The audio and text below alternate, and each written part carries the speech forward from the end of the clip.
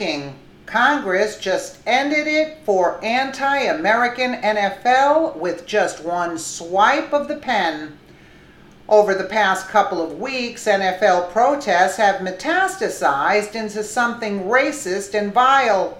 No longer are some of these athletes happy to quietly protest by sitting or kneeling through our national anthem, as we're now seeing an increasing number of athletes flashing Black Power salutes after they sack white players on the field.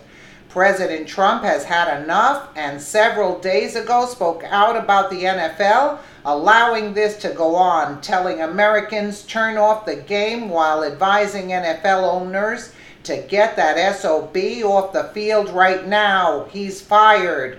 Over the weekend, these players held massive protests across the NFL to defy President Trump, where over 200 athletes took a knee or sat with the entire teams choosing to stay in the locker room as the national anthem played. These players have grown increasingly cocky over the past week, believing they're unstoppable, while ignoring the will of their patriotic fans who are now causing their viewership to plummet into the double digits as angry Americans continue to prove they have better things to do other than being bombarded with the anti-American sentiments of oppressed, quote, millionaires. Congress is now stepping in with an action that could ruin everything overnight for the NFL with one simple swipe of a pen.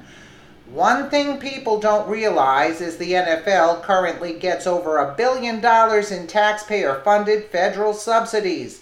The fancy stadiums that these entitled players continue to kneel and disrespect our country in were bought and funded by the American taxpayer, where we've foot the bill for nearly 20 NFL stadiums since 1997.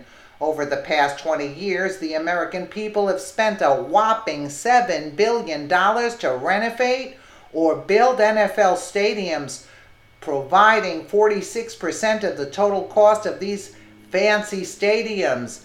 But all that could soon change after what Congress just announced.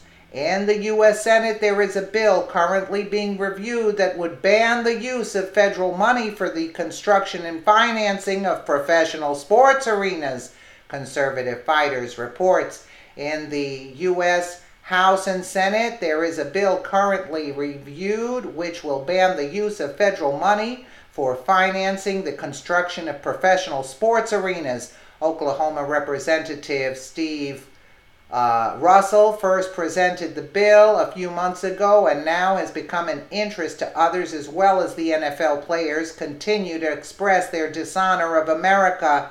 This bill has bipartisan support already.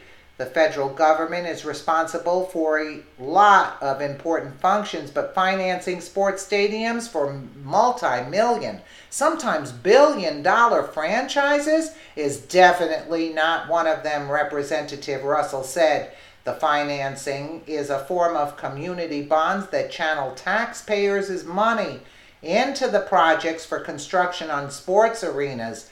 For the past 17 years, 36 professional athletic stadiums have been built or renovated by federal tax-exempt municipal bonds.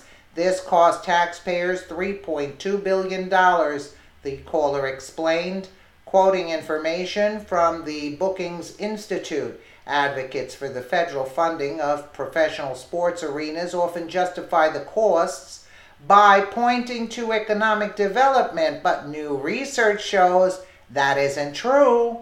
There is no statistically significant positive correlation between sports facility construction and economic development, the Journal of Economic Perspective said. Well, how about that? It turns out that there's even more that the government and taxpayers do for those players that just show up at their games and buy their overpriced jerseys. Apparently, our hard-earned tax dollars are going to help out with those stadiums that we only get to enter when we pay an additional fee, Kat from Freedom Daily reported. Unfortunately, for the anti-American NFL empty stadiums and plummeting viewership could soon be the least of their concerns. If these subsidies suddenly end, all the NFL would have to fork out their own money to build and maintain these fancy stadiums, meaning they'd have no choice but to listen to their angry fans and put an end to these protests. As these cocky players continue to disrespect our country, our police, and every American soldier who fought and bled and died to protect America, the one thing they didn't consider was the will of the American people.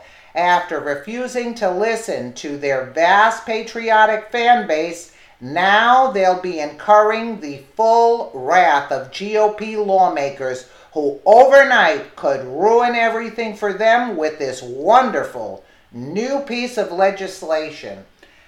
I would boycott anyway because they are cocky. What are you talking about? Now we have racism on the field now, where, in other words, the black players are giving flashing the black power salutes as they sack white players on the field. I mean, really?